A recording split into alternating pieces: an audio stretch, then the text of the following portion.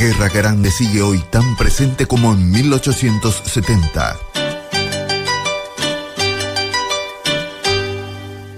Páginas secretas e inexploradas de libros de historia y documentos celosamente guardados revelan los entretelones del mayor genocidio de América.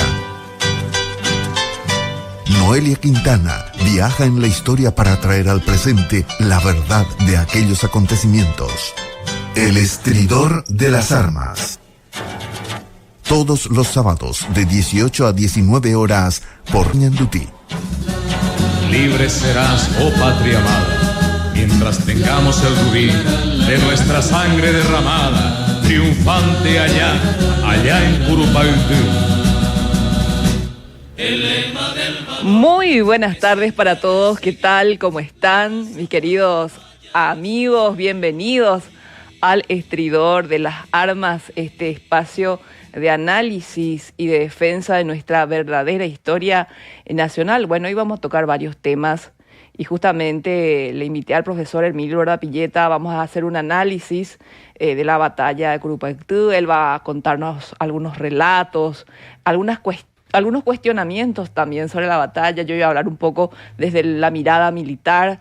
Vamos a recordar al doctor Francia. Querido Emilio Urdapilleta, bienvenido al Estridor de las Armas. Muy buenas tardes, amigos, mi querida Noelia Quintana Villasboa. Un placer de estar contigo en el programa más importante de historia del Paraguay en este país que es que es muy nacionalista, este país. Pero me parece bien, la defensa de nuestro conjunto afectivo. Emilio, te voy a pedir un ratito, un tiempo, ¿verdad? Sí, antes de empezar a desarrollar nuestros temas, porque tenemos una entrevista muy importante. Emilio, vos sabés que se va a realizar una conferencia aquí en Asunción de los directores de colegios de defensa iberoamericanos, y para eso nos atiende muy amablemente en esta tarde el general de División Aeronáutica, Edwin Ramón Martínez, director general del Instituto de Altos Estudios Estratégicos.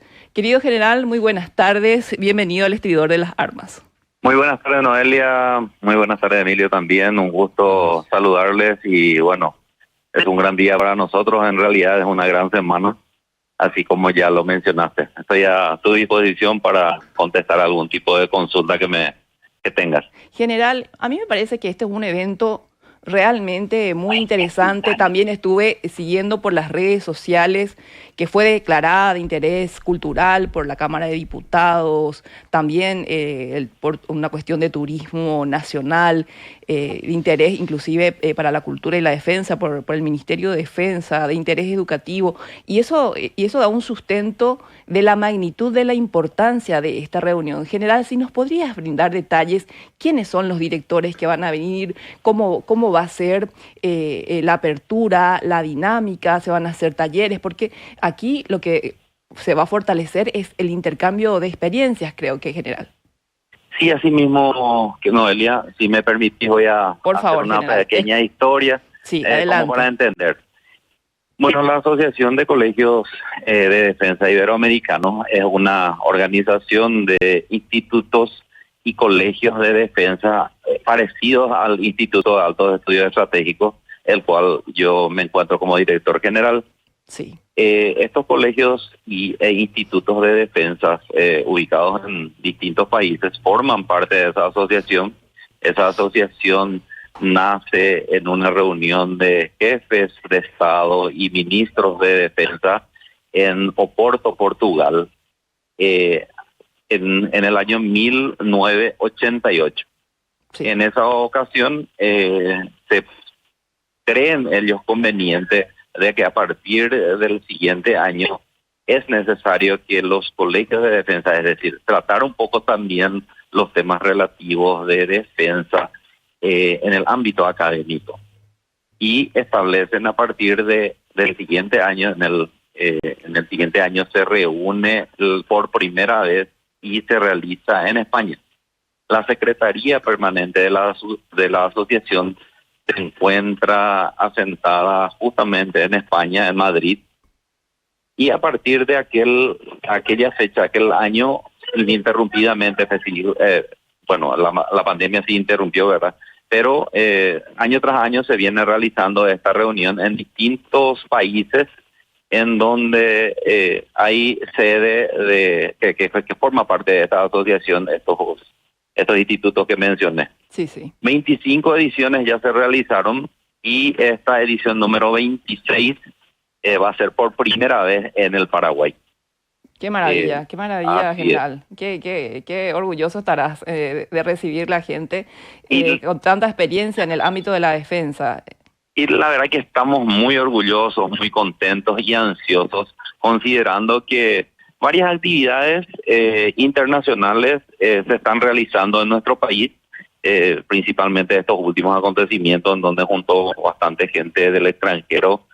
Y bueno, nosotros nos sumamos en el tema académico también, ¿verdad? Que es muy importante, sí. Están llegando 16 delegaciones, en donde estas delegaciones están compuestas por los directores y aparte los que acompañan a sus respectivos coordinadores y otros docentes que forman parte de esos institutos. Qué buena cantidad de gente vamos a tener acá, entonces, reunidos para poder conocer y aprender también de sus experiencias. ¿Y cómo va a ser la metodología general?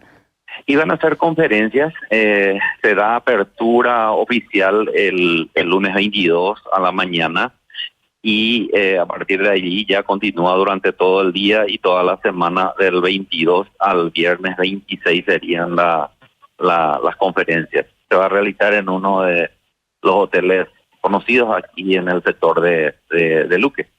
Perfecto. Y general, nosotros acá desde el Estridor de las Armas queremos hacerte una invitación a vos en tu carácter de director general del Instituto de Altos Estudios Estratégicos, invitando también a tus coordinadores, si es que tienen un tiempo para venir un sábado aquí y contar todo lo que fue esta experiencia, todo lo que se pudo intercambiar y aprender como una suerte de resumen y por supuesto también hablar de la historia del ex Colegio de Guerra, hoy Instituto de Altos Estudios Estratégicos. Así que, querido general, estás cordialmente invitado y bueno, realmente muy orgullosos de lo que somos parte de esta alta casa de estudios, que seamos los anfitriones de esta reunión de directores de colegios de defensa. ¿Cuándo es la reunión? Del 22 al 26. Dice. Del 22 al 26, así mismo. Ahí está la invitación.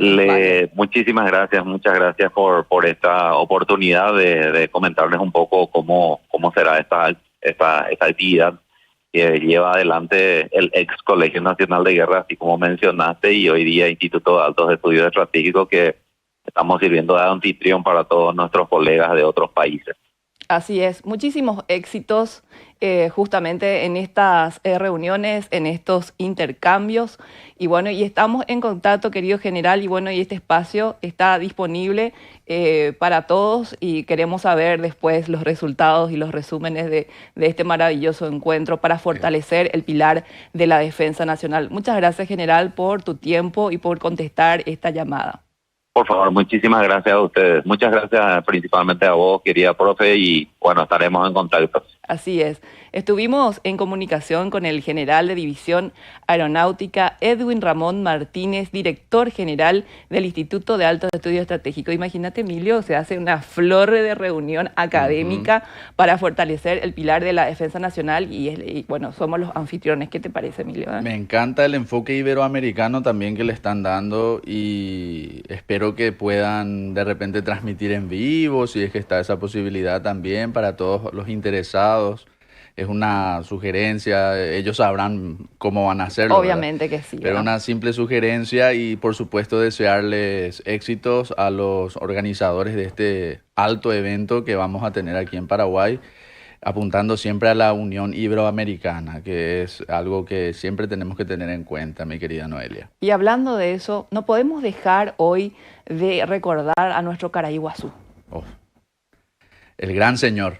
El Caraiguazú. El gran señor el Caraiguazú, que un día como hoy, pero del año 1840, se volvió más que eterno, ¿verdad, Emilio? Por supuesto, en el año 1840, su impronta quedó firmemente plasmada en el corazón del pueblo paraguayo y de la historiografía, de la historia paraguaya. Nos referimos al doctor José Gaspar de Francia, Un hombre, un enigma hasta hoy para todos también, tratar de descubrir todas esas cosas, esas facetas interminables de un tipo inconmensurable con tantas aristas, tan poliédrico, que se lo puede mirar desde tantos ángulos, Pero que que también ha pasado por la falsificación histórica, Emilio. como todos los grandes caudillos de la historia del Paraguay, porque Paraguay representaba algo distinto, una esperanza distinta en un mundo que se estaba cayendo a pedazos, en una Hispanoamérica que se estaba destrozando a sí misma en revoluciones, en enfrentamientos, en guerras civiles. Y allí apareció un hombre que, siguiendo las máximas de Tomás de Aquino, decía el doctor Angélico en su Suma de Teología, que después del amor de la adoración a Dios, la veneración a la patria es el valor más importante. Imagínense ustedes, para recordar nada más, que el doctor José Gaspar Rodríguez de Francia recibió el grado de doctor en Sagradas Teologías por hacer unas conclusiones, unos estudios sobre la Suma Teológica. Exactamente, dato que la gente suele ignorar, que la tesis doctoral o la disertación doctoral del doctor Francia fue sobre la Suma Teológica de Santo Tomás de Aquino. Fue sobre algunos aspectos de los sacramentos, de los 7 sacramentos, y otras cuestiones más que también le hicieron, otras preguntas relacionadas con la Suma Teológica de Santo Tomás de Aquino, que él presentó de forma admirable, de forma sobresaliente. Y por supuesto, como nosotros acabamos de decir, es un caraí tan quimérico, tan misterioso, tan camaleónico. Nosotros lo miramos en ese recuadro que realmente está inspirado, según se dice, en su hermana más que en él, según se dice. Y decimos, cuánto enigma hay detrás, cuántas cosas que todavía hay por descubrir cuando uno lee los textos del doctor Francia, sus documentos, sus frases lindas, así como sus insultos. Tiene Sí, era maestro. Sí, pero con altura, nunca algo vulgar. Discúlpame, No, siempre muy elegante él. de antología son sus No, insultos. por favor. Y bueno, y uno lee esas cosas y dice, ¿qué tipo? Pero como una esfinge, así, un misterio, una gigante, un monumento a la brillantez y al mismo tiempo un misterio que todavía tenemos por resolver como paraguayos, esa figura tan magnífica del doctor Francia. Y él, bueno, y el doctor Francia tiene mucho que ver con el nacionalismo paraguayo, con el tema de la defensa de nuestra soberanía, de nuestra cultura, de no dejar que visiones foráneas puedan imponerse a ningún nivel, ni al político ni en el cultural aquí en el Paraguay. Y me llamaba nomás la atención que de repente hay un malentendido sobre lo que es el concepto del nacionalismo, Emilio. Y sí, porque se confunde mucho con la idea del nacionalismo decimonónico, que bueno, estamos en ese contexto también, siglo XIX, nacionalismo decimonónico, del siglo XX, con todas las explosiones y crispaciones que se generaron en el siglo XX, revolucionario y cambalache, problemático y febril.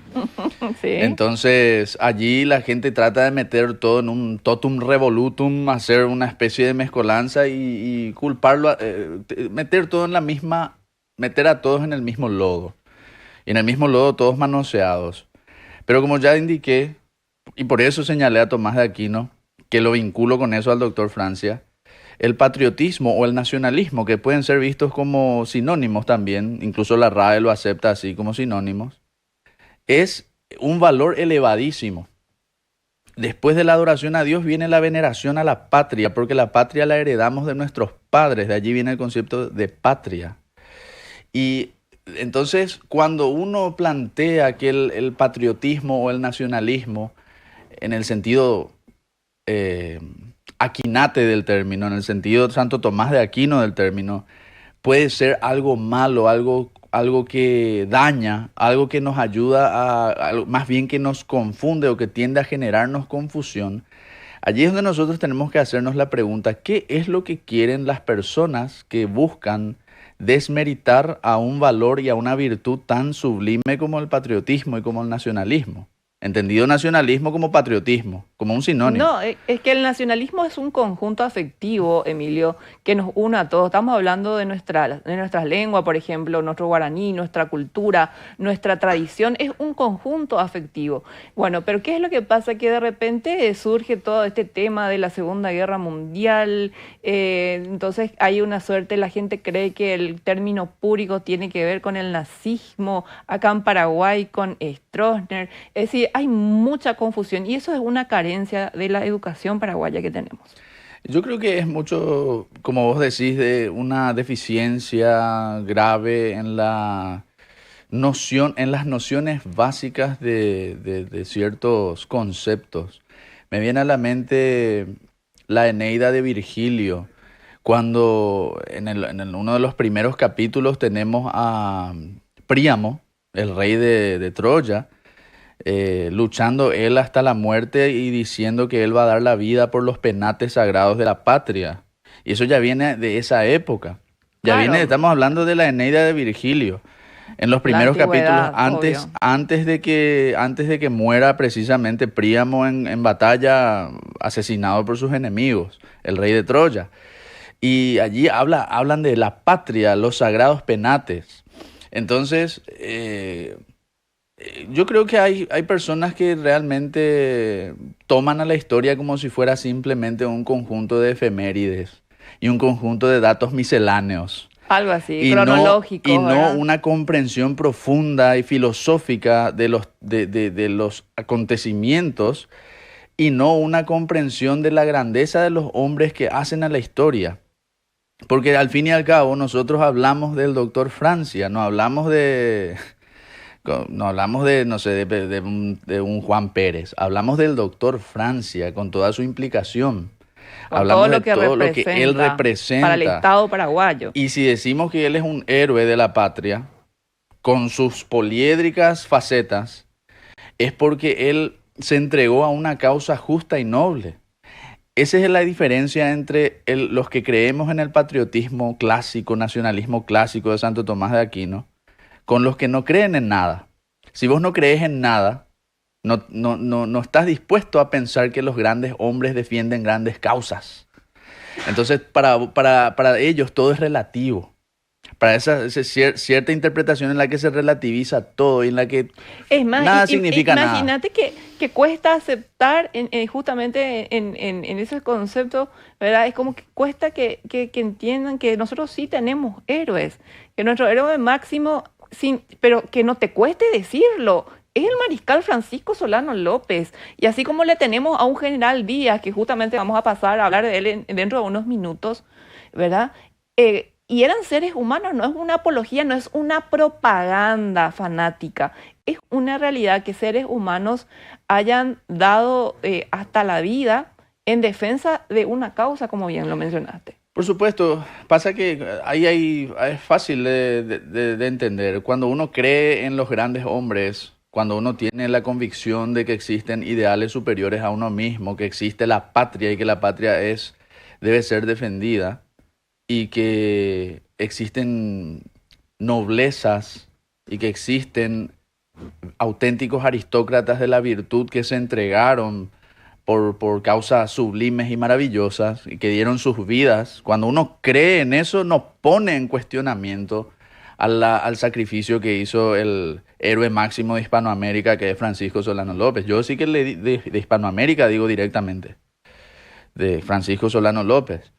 Y no pone en cuestionamiento a un tipo como el doctor Francia cuando comprende la misión jamás. histórica que él debió afrontar en un momento tan difícil. Y con una circunstancia Con las circunstancias que debió afrontar. complicadísimas, ¿verdad? Ahora, cuando uno camina siempre en las baldosas blanquinegras, albinegras, y cuando uno está siempre en los esquemas del relativismo, entonces allí uno dice, pero para algunos es López y para otros es Pedro II. Y bueno, nosotros podemos poner con claridad, sin necesidad de ser paraguayos, uno puede poner con claridad sobre la mesa ciertas ecuaciones y darse cuenta de que hubo gente que defendió una causa noble, el Paraguay de los López y del doctor Francia, y hubo gente que simplemente defendió intereses mezquinos y se encargó de destrozar la unidad del Río de la Plata y se encargó de cometer auténticas matanzas injustificadas. El caso de la Triple Alianza no es una cuestión de nacionalismo. Si fuera una cuestión de nacionalismo, McMahon no habría defendido al Mariscal López. Ni Thomas Carlyle, un británico, no habría escrito con sus limitaciones y con sus sesgos y prejuicios británicos, no habría escrito una gran apología al doctor Francia. Totalmente. Si fuese una cuestión de nacionalismo. Entonces allí es donde hay un problema grave es una cuestión de postura filosófica. Los que creemos en la grandeza de los hombres y en sus defectos también, porque todos tenemos defectos, y los que no creen en nada. Los relativistas culturales. Relativistas morales, culturales, progresistas, como quieran llamarlo. Ok. Bueno, Emilio, me parece muy importante hacer este tipo de aclaraciones, ¿verdad? Porque yo soy de la postura que en la historia, como ciencia, no existe el relativismo, ¿verdad? Bien aristotélica. Bien aristotélica. Es decir, como, la búsqueda de la verdad. Pero por supuesto, y justamente para no caer en eso, es que hay procesos que se deben seguir, ¿verdad? Justamente tu punto de vista de la historia, mi punto de vista de la historia, eso no es ciencia. Eso ya está dentro del ámbito de las opiniones, ¿verdad?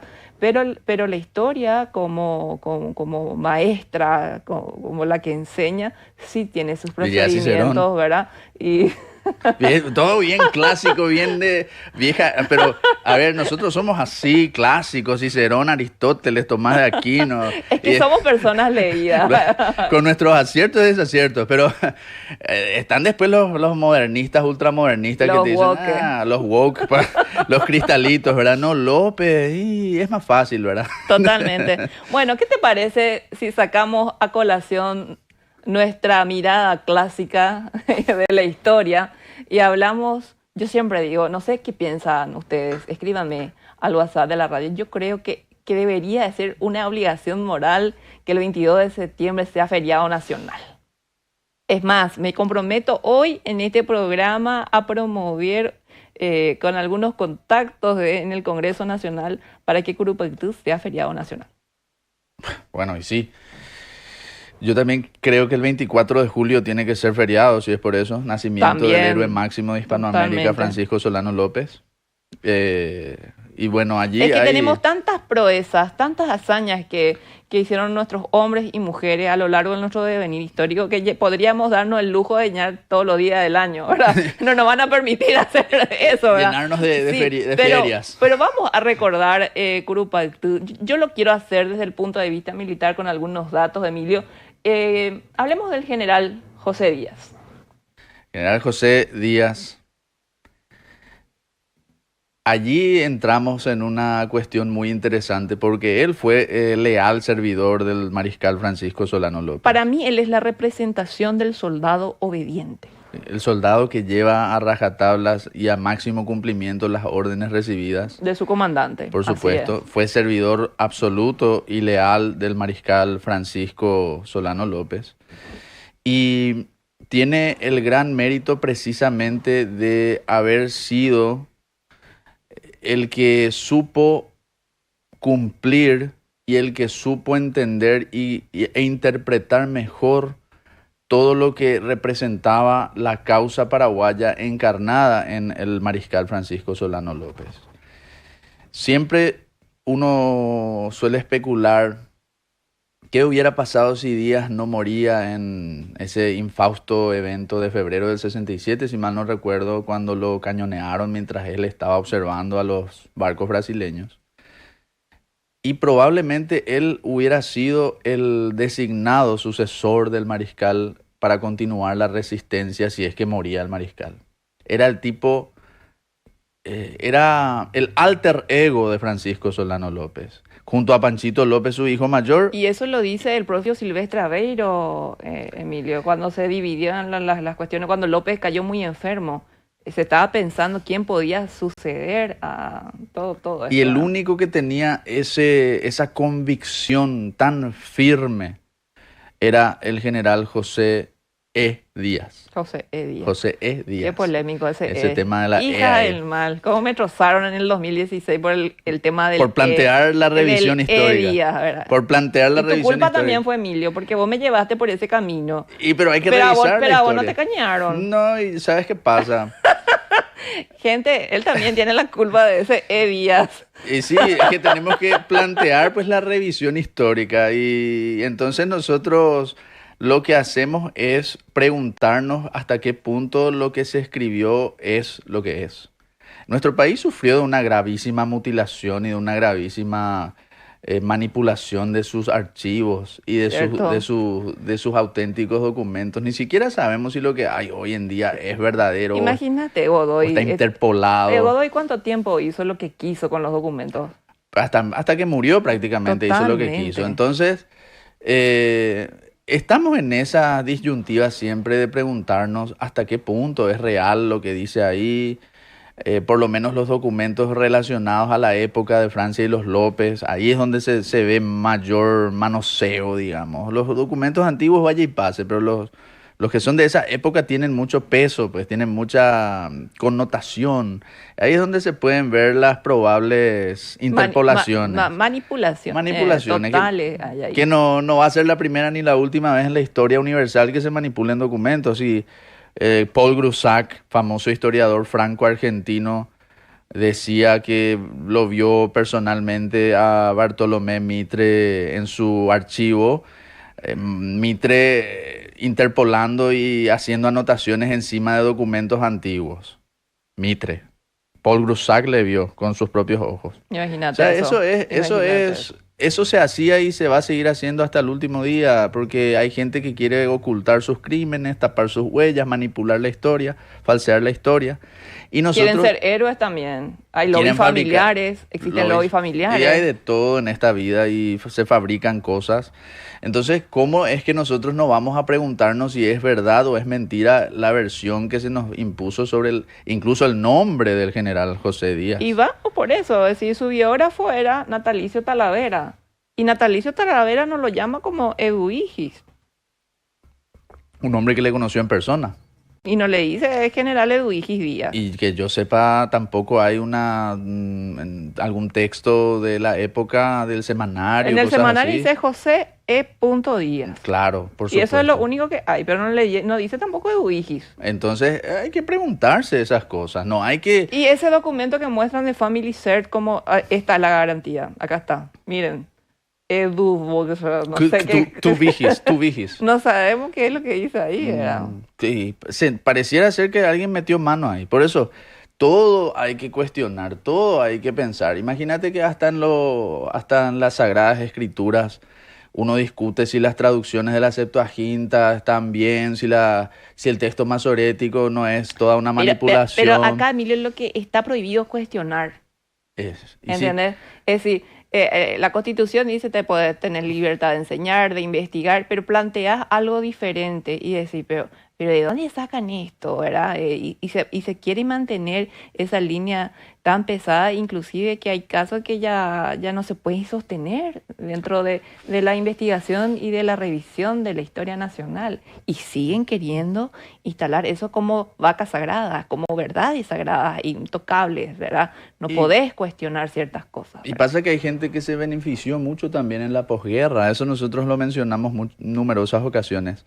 Se beneficiaron en la posguerra de falsificar, de prevaricar, de manipular textos, documentos, de presentar versiones falsas de la historia, de decirse a sí mismos descendientes del Mariscal López sin pruebas, para tratar de cobrar, para tratar de quedarse con sus propiedades. Porque se quedaron. Y se quedaron con las propiedades. Se quedaron. Acá hay... Esto es lo que alguna vez se tiene que hablar, no dejar de hablar de los temas importantísimos, el doctor Francia, los López, historia virreinal, pero también se tiene que hablar de lo que pasó en la posguerra, de estas grandes manipulaciones, de estos latrocinios, manoseo indiscriminado de documentos, archivos, hasta de la cantidad de muertos que hubo en la posguerra. Hay que hablar alguna vez. ¿Cómo entregaron a perpetuidad nuestra tierra a extranjeros? Le regalaron. Es decir, acá no estamos hablando de tratado de paz, de amistad, de comercio. Estamos hablando de entregas así generosas de territorio paraguayo por parte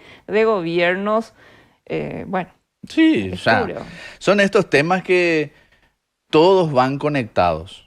Todos van conectados. Es como que una cosa conduce a la otra. Y cuando nosotros decimos que pasó todo esto durante la posguerra, ¿por qué no podemos plantear que quizás lo que se nos dijo sobre el general José E. Díaz no es cierto? No, pero el tema, tenemos que hacer la aclaración, no es que no es cierto que él fue un brillante, Eso nadie discute. él fue un brillante soldado, fue un brillante operativo que ejecutó a la perfección la estrategia militar diseñada por el mariscal López, ¿verdad? Que también López manejaba la política de esos niveles, ejecutó de una forma perfecta, ¿verdad? Y el mariscal López tenía un afecto increíble, o sea, y una gratitud, ¿verdad? Y el propio mariscal López le alabó y le dijo que siempre iba a ser recordado por Curupaytú, ¿verdad? Y él era un soldado tan humilde que le dijo, yo hice lo que tenía que hacer, ¿verdad? Yo cumplí órdenes, le dice así. Tan humilde era Díaz que le dice eso a su comandante, ¿verdad? Y dicen que las hurras, disculpame, no puedo dice que las hurras y que la alegría cuando los celebraban a Díaz era algo que agarró todo el lugar. Esos son los testimonios que hay de eso, Emilio. Y claro, porque es la apoteosis de un hombre que alcanza su cenit ante la mirada pública y que es reconocido por uno más grande que él. O sea, es como cuando Cristo, salvando todas las distancias, dice, no hay hombre más grande nacido de mujer que San Juan el Bautista. Más o menos por ahí va la mano. Le reconoce abiertamente, Díaz, vos sos públicamente López lo reconoce. Y esa palabra es eterna. La palabra del santo mártir es eterna. La palabra del que porta el grial es eterna. La palabra de Francisco Solano López, transmitida sobre el general Díaz, hace que Díaz crezca hasta proporciones increíbles, porque el mismo mariscal así le reconoce. Es que lo que hizo en el teatro de operaciones, es decir, ahí en la parte táctica, cómo se movilizó, cómo se desplegaba entre los flancos, entre las líneas de nuestras fortificaciones, fue impresionante. Y eso es lo que tenemos que estudiar. Por supuesto. Emilio, nos vamos brevemente a un corte y enseguida volvemos de plano con la batalla de Curupaytú.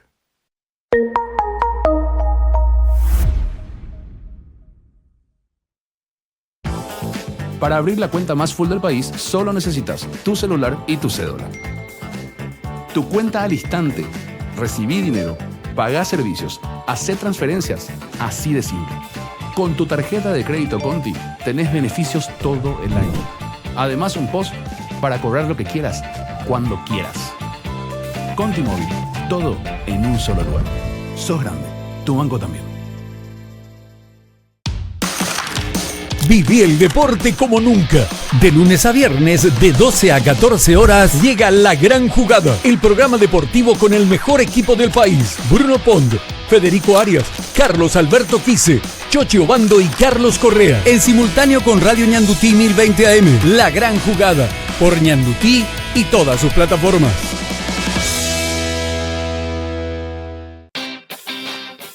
Una mirada más allá de lo que uno simplemente puede ver. Un espacio donde los temas tienen su lugar. Un tiempo de encuentro para el análisis. Casa Abierta, con Alejandra Acosta y la dirección de Gloria Rubín. Casa Abierta, de 15 a 18 horas, por Ñandutí y todas sus plataformas. Desde la comodidad de tu hogar o mientras estás en movimiento, la nueva aplicación de Ñandutí te acompaña a lo largo de la jornada. Toda nuestra programación desde donde estés. Descargando esta aplicación disponible en el App Store o en Google Play y accede a información de primera mano. Tu primera fuente de información a un solo clic. Noelia Quintana por Ñandutí. Muy buenas tardes, otra vez volvemos después de este breve corte y bueno, vamos a empezar a analizar un poco este tema de la situación de ambas fuerzas, tanto del ejército aliado como el posicionamiento del paraguayo en lo que fue esta batalla de Curupaytú. El ejército aliado se encontraba posicionado en los primeros días de septiembre en Curuzú y hacia la zona de Tuyutí. El segundo cuerpo brasileño estaba al mando de Porto Alegre, ¿verdad? El 2 de septiembre se embarca con sus hombres y ese mismo día, pero a eso de la 1, a las 13 horas, a 2.500 metros de Curuzú para participar de esa batalla que se dio en ese lugar. Después de la conquista de Curuzú, permaneció allí, pidió refuerzo y se aferró al terreno, cosa que a nivel operativo es lo que se tiene que hacer. Con relación a la escuadra aliada, permaneció frente a Curuzú desde el 1 de septiembre, habiendo sido reforzada por nuevas unidades, tales como Lima, Ebarros, Río de Janeiro, las cañoneras Pedro Alfonso, Puerto de Coimbra, y que a veces ellos remontaban el río para bombardear. Curupaytí y Tamandaré, como siempre, muy orgulloso, decía, no, nosotros esto lo vamos a destartalar en 2 horas, ¿verdad, Emilio? Tamandaré era un oficial de carrera con una gran foja de servicios. Nosotros siempre le tenemos, al menos en el plano militar, un reconocimiento a los grandes hombres del ejército aliado. Por supuesto. A diferencia de lo que ellos hacen, se dicen nobles, pero la nobleza es lo que escasea por esa zona. Nosotros, nobleza obliga a reconocer que Tamandaré era un tipo con gran experiencia, pero por lo visto, con no solo experiencia, un héroe, un verdadero héroe del Brasil. Pero por lo visto él subestimó la situación. Por lo visto él no creyó que la resistencia paraguaya y las defensas paraguayas fueran suficientes como para detener el ataque aliado. Pero ¿será que ellos estaban así? Normalmente los militares hacen así una patrulla para ir a mirar qué está haciendo el enemigo, ¿verdad? Es decir, se trabajó muchísimo en estas fortificaciones, Emilio. Pero no le dieron crédito a la eficacia, creo yo, ¿verdad? Yo creo que acá hay más, en la historia de Curupaytí, de la batalla de Curupaytí, hay más todavía de lo que se nos cuenta habitualmente. Porque si bien es cierto, es probable que hayan subestimado a la posición paraguaya. Tampoco, como vos decís, creo que hayan improvisado por puro bluff el ataque sobre la posición de Curupaytí. Entonces es como que se dieron seguramente un par de cosas. Hubo quizás alguna subestimación hacia la posición enemiga, pero también hubo una trampa finamente ejecutada y finamente calculada por el estratega Francisco Solano López, quien probablemente haya planteado la idea de hacerle creer al enemigo que allí no había gran cosa, hacerle pensar al enemigo que la situación era desesperada. Y entonces cuando el enemigo se lanza al ataque a Curupaytí, pero creo que nos estamos adelantando un poco, sí. Cuando el enemigo se lanza al ataque sobre Curupaytí, no esperan esa emboscada. Porque para mí, la cuestión es que ahí hubo una emboscada. No es que hubo un simple ataque frontal sobre unas líneas, sino que una emboscada en toda regla. Pero la emboscada, vos decís que llevó adelante ¿quién? ¿Los aliados? Los aliados. Claro, o sea, los aliados fueron emboscados, quiero decir. No, porque obviamente el movimiento del ejército paraguayo en Curupaytí no fue una emboscada, ¿verdad? Porque ellos tenían posiciones fijas, que estaban defendiéndose a través de las fortificaciones y todos los obstáculos que pusieron, ¿verdad? No cuestiono las posiciones que existían. Digo nomás que ahí hubo más que solamente eso. Ese es mi planteamiento.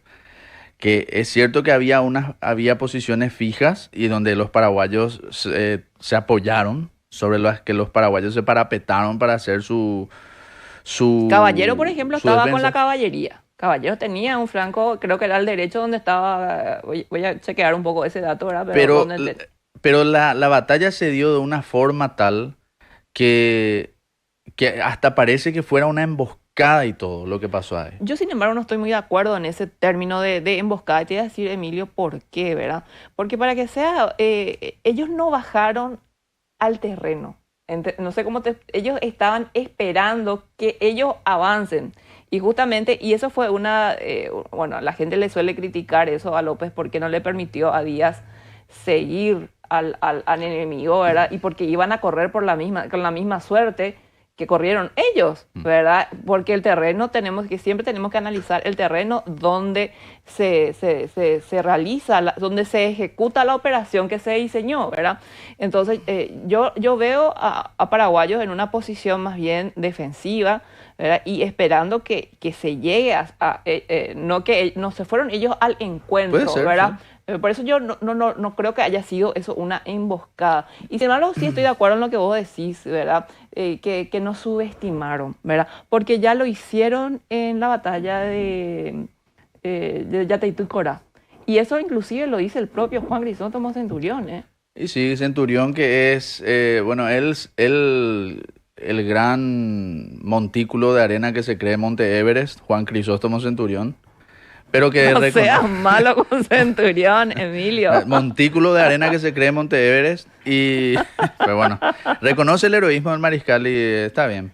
Entonces, él es el príncipe Suvorov que te dice cómo tiene que ser la guerra y el arte de la guerra. Y sí, y bueno, le criticó a Mitre en Yataitú Corá, le critica a Thompson. Le critica a todos él. A todito. Él que ganó todas las batallas, él.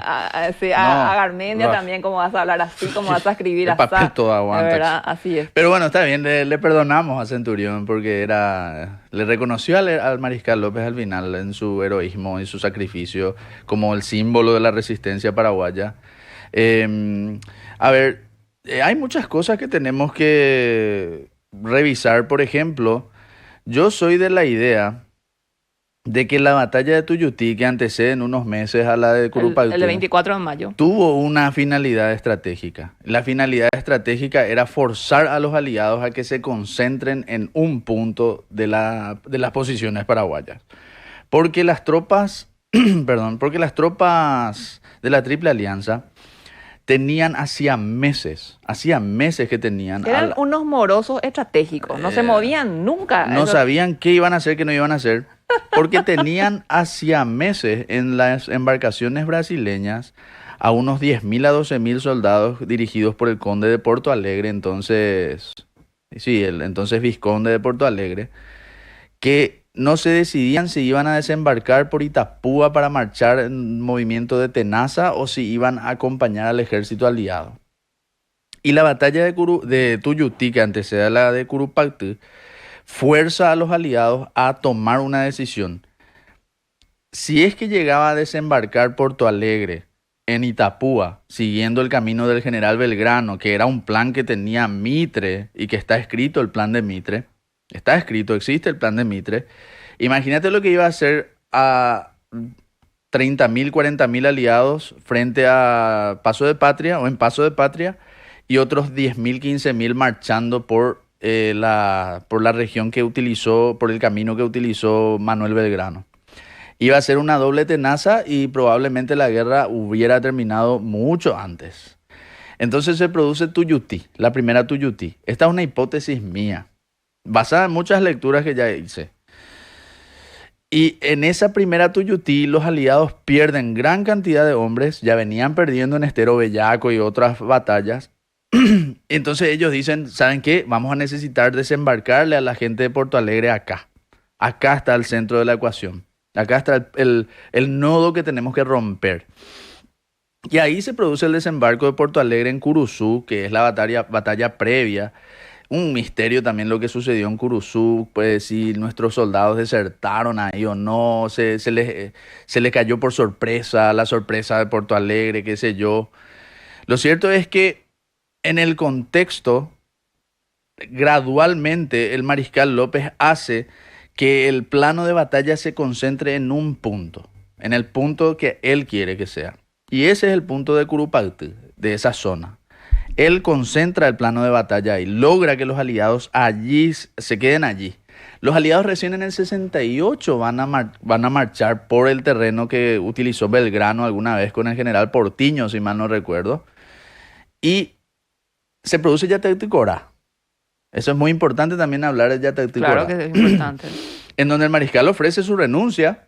Para la gente que no diga que él se aferró al cargo. Al poder, ¿no era así? No, él ofreció su renuncia con la condición de que se anulase. Estamos hablando de la entrevista, no de la batalla. Corá, la entrevista de Yataitú Corá, él ofreció su renuncia. Hay por lo menos dos fuentes que indican eso, diferentes entre sí. La del general Resquín y la del Gregorio Benítez. Los aliados no aceptan la renuncia. Sobre todo Brasil es el que no acepta.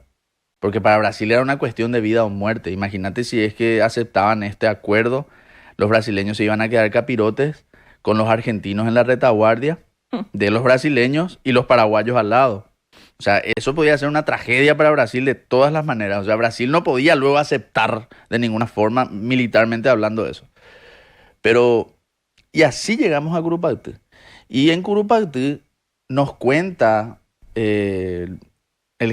por eso hay que revisar siempre la historia. El general Reskin, en uno de sus textos, cuando estaba prisionero, dice que en Curupaytí habían 10.000 paraguayos.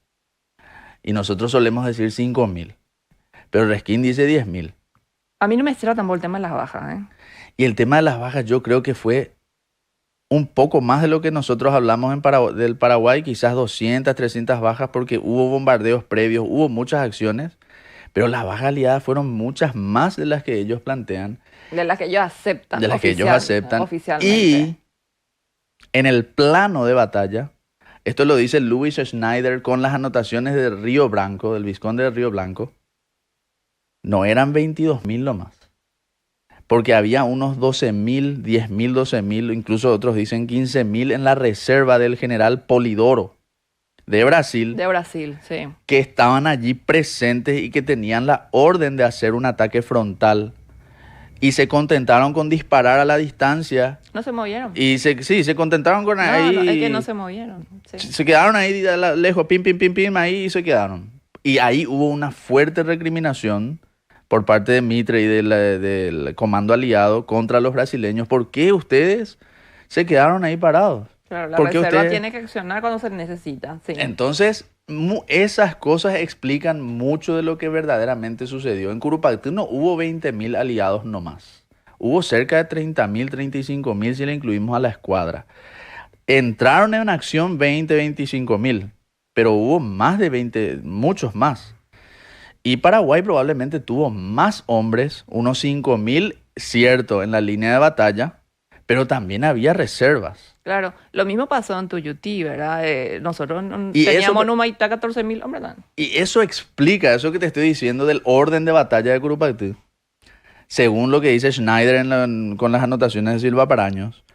Eso explica por qué el mariscal López le dice, quédate acá, Díaz, no salgas al contraataque. Porque habían entre 10.000 a 12.000 brasileños con Que Polidoro. o sea, al otro lado, le Al iban otro lado estaban a esperando. masacrar, claro. Estaban esperando. Entonces, y estaban listos. Entonces, es más, tenían que haber entrado en batalla. Según se dice, ahí a lo lejos, pim, pim, pim, y ahí se quedaron quietitos. Y los brasileños, los argentinos dicen, vamos, pues, no, acá nomás, pim, pim, pim. Acá nomás, muchachos, pim, pim, pim. Y claro, entonces eso explica muchas cosas de las que sucedieron en Curupaytí. En Curupaytí, el mariscal López tuvo una visión clara de lo que estaba sucediendo. Y probablemente las bajas aliadas fueron muchas más de las que ellos quieren Los reconocer. que ellos quieren reconocer oficialmente, ¿verdad? Eso le costó la comandancia aliada a Mitre. ¿Y cuánto tiempo tuvieron? 10 meses sin hacer nada, aproximadamente. Y estuvieron... Hasta que llega García. Casi un año, 10 meses Y aproximadamente. algo, sí. Casi un año. Bueno, ahí pasaron muchas cosas también en el interín. Hubo intentos de hacer acuerdos de paz. Todos venían siempre del mariscal López. Era el mariscal Francisco Solano López el que siempre planteaba la paz. Sea a través de Gould, sea a través de Washburn, el traidor, sea a través de el mentiroso, farsante. Pero nunca en psicofante. base al tratado secreto. Y acá la guerra era sostener el tratado secreto.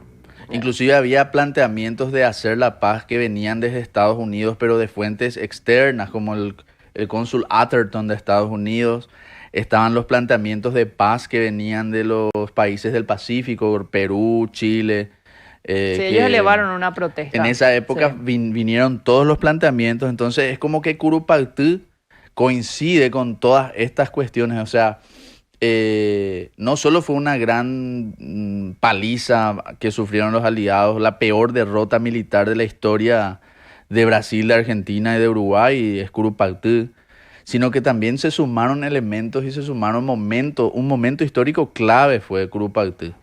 Allí pudo haber cambiado la historia. Lastimosamente, así como llegaron las propuestas de pacificación desde Estados Unidos, el cónsul Atherton, como te menciono, los países del Pacífico, Toribio Pacheco, Lastarria de Chile, incluso Ecuador, Gabriel García Moreno, de todas partes venían las propuestas de hacer ya la paz, de que termine la guerra. La guerra. Sí, ya, darle un... Curiosamente, semanas después de Curupaytú, en el 67, llega el príncipe británico Alfredo, duque de Edimburgo, desde Inglaterra, llega hasta Brasil. Y es como que coinciden las cosas, ¿verdad? Cuando todo el mundo le está pidiendo a Brasil, Argentina, Uruguay que termine ya la guerra, viene el príncipe Alfredo de Inglaterra, se reúne con el Pedro II, en esa época sucede, y a partir de allí los brasileños toman toda la responsabilidad de seguir la guerra. Son los brasileños los que después de Curupaytú toman toda la responsabilidad de continuar la guerra. Totalmente. Prácticamente. Es que ellos fueron los que sostuvieron después, ¿verdad? Entonces Curupaytú tiene un contexto histórico demasiado fuerte. Y hay tantas cosas que aclarar de Curupaytú. Por ejemplo, George Thompson en la época de Curupaytú tenía el rango militar de mayor. Él era mayor. ¿Verdad? Y la gente siempre suele poner, y eso también lo que hacen contenido en las redes sociales, dicen que Thompson es el que trazó las líneas de fortificación de Curupaytú. Y yo digo, Dios mío, cuando Wisner de Moria ya no estaba con nosotros, Thompson no tenía la capacidad de dibujar nada. Claro, sí. De plasmar nada. Thompson aprendió acá, él mismo más o menos indirectamente, y él reconoce que acá aprendió a hacer dibujos. Él vino acá como tornero. Y con todo respeto, ¿verdad? No, es que él estuvo como tornero, él era ayudante de los ingenieros. Dentro de él se hizo ingeniero después de la guerra de la Triple Alianza. Él era ayudante de tornería nada más. Por supuesto, después, y se le dio confianza a tomar a dibujar algunos planos que él después hizo pasar por suyos, planos que eran de Wiesner o del mismo Mariscal López. Te descuidas que López fue el que dibujaba todo, ¿verdad? Entonces, no tengo pruebas, pero tampoco dudas de que el Mariscal dibujaba todo. Bueno, te van a denunciar porque dijiste eso. Cuidado, estamos fabricando. Ante la censura, sí. Una opinión mía, ¿verdad? Entonces, Thompson se recibe de ingeniero después de la guerra de la Triple Alianza. Y hace poco encontré un documento argentino que decía que el encargado de los ferrocarriles argentinos en 1866-67 tenía el apellido Thompson también. Qué coincidencia, ¿verdad? Muchas cosas hay en nuestra historia acá de la guerra de la Triple Alianza. Hay que señalar que Curupaytú era una posición militar paraguaya desde la época virreinal. Totalmente. Desde la época virreinal que Paraguay tiene ahí una especie de línea defensiva que se construyó originariamente para combatir contra los indígenas salvajes que estaban en esa zona. Allá por el siglo XVI, XVII, los gobernadores españoles ya pusieron esa línea de Curupaytú que sirvió como una valla defensiva y que ya era preexistente. Decir que Thompson construyó es falso. Lo que ocurrió fue que el Mariscal López, entonces general, en tiempos hay que reconocer también, vinieron brasileños y dieron instrucción militar al ejército paraguayo, y el Mariscal López le dio valor a esa zona, con ayuda de Wiesner, con ayuda de otros ingenieros y arquitectos. Wiesner von Morgenstern. Claro, se fortaleció el famoso cuadrilátero. Claro, eran posiciones preexistentes. Total, que el Mariscal las potenció, las hizo lo que son. Entonces, atribuirle a Thompson, ¿sabe de dónde sale mucho eso? ¿De dónde es lo que sale eso? En la caída de Constantinopla de Bizancio, ahí cuando el emperador Constantino Paleólogo, el 11º, estaba luchando con sus últimos hombres, siempre la historiografía británica encontró mágicamente, no sabemos cómo, que había un inglés que supuestamente era el que apuntalaba las fortalezas de Constantinopla contra los otomanos, ¿verdad? Un tal John Smith, un ingeniero inglés. Y ellos siempre le meten a un inglés mágicamente en todas esas cuestiones. Es así. Bueno, yo entonces digo que ellos inventaron ahí de la nada que fue Thompson. Capaz que venga de ahí. Bueno, Emilio... siempre hacen eso ellos, los británicos, expertos en hacer eso. El próximo sábado propongo continuar con este tema, ¿verdad? Y creo que dejamos en el tintero... Muchas cosas dejamos en el tintero, Emilio. ¿Cuántos murieron, por ejemplo, en Curupaytú? ¿Vos cuánto planteas? Las bajas. De los aliados. ¿Y ellos cuánto sostienen? Ellos sostienen... Mínimo 5.000. No, ellos dicen, no, llegan a 3.000 su cifra oficial. De los brasileños, sí, suelen bajar a 3.500. Sí, por ahí. Eso yo creo que está por arriba de los 10.000. Sí. Algunos me dicen exagerada, pero no hay forma de corroborar, pues ese es el problema. Pues. Y eso habrá sido una catástrofe porque los hospitales argentinos colapsaron todos. Hasta en Buenos Aires colapsaron todos los hospitales. No, esto llevó a un levantamiento cívico, político, militar en la Argentina. Imagínate lo que fue. Eso fue una catástrofe. Totalmente. Curupaytí fue una catástrofe. No hay luego otra forma de denominarle a la batalla de Curupaytí en términos estratégicos para los aliados. Yo voy a seguir hablando de Curupaytí el próximo sábado con otros detalles desde el punto de vista de la batalla, desde lo militar, ¿verdad? Emilio, una recordación para cerrar el programa sobre Díaz. Claro. A ver, para hablar de la batalla de Curupaytí seguramente vas a necesitar 2-3 programas. Sí, todo el totalmente. mes de septiembre le puedes dedicar. O más, sí. Y entonces, ¿qué poder decir de Díaz? Díaz es el hombre que tuvo, como muchos ya indicaron, la buena estrella de morir en la cima de sus triunfos tras la batalla de Curupaytí. Y como gran soldado leal al mariscal Francisco Solano López, cumplió a rajatablas el deber que se le fijó y que se le otorgó, que se le asignó. Y en ese paradigma se convirtió en el paladín del soldado al que se le da una orden y la orden dada es orden cumplida para él. Entonces, el general Díaz tiene ese mérito increíble que no se le puede soslayar ni se le puede arrebatar. Al contrario, su grandeza es porque el mariscal López fue grande y Díaz con él también fue grande. O sea, la grandeza de ambos se multiplica y uno es más grande con el otro. La sumatoria de dos grandes figuras hace más majestuoso ese evento de Curupaytí. Y no solo él. Miskovsky, todos los que estuvieron ahí, Kruger, el Yankee que sirvió a Paraguay, tantos otros que hicieron una gran hazaña en la batalla de Curupaytí, el sargento Silva, por Dios, el mismo Caballero. Totalmente. O sea, todos estuvieron ahí, todos fueron grandiosos allí, detrás del más grandioso que fue el Francisco Solano López. Así es, querido Emilio, te agradezco una vez más tu tiempo, estar acá con nosotros en vivo, en el estudio, y así es, el general José Díaz tiene esa impronta de lo que es el verdadero militar. Nos encontramos aquí para analizar más historias el próximo sábado a las 18 horas. Saludos cordiales a todos. Me olvidaba. Feliz primavera anticipado.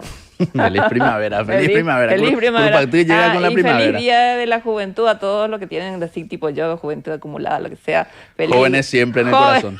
Jóvenes. Bueno, un abrazo para todos. ¿Dónde están mis flores amarillas? Ahí Hammer. Hammer, el culpable, ¿dónde están mis flores pro seguro?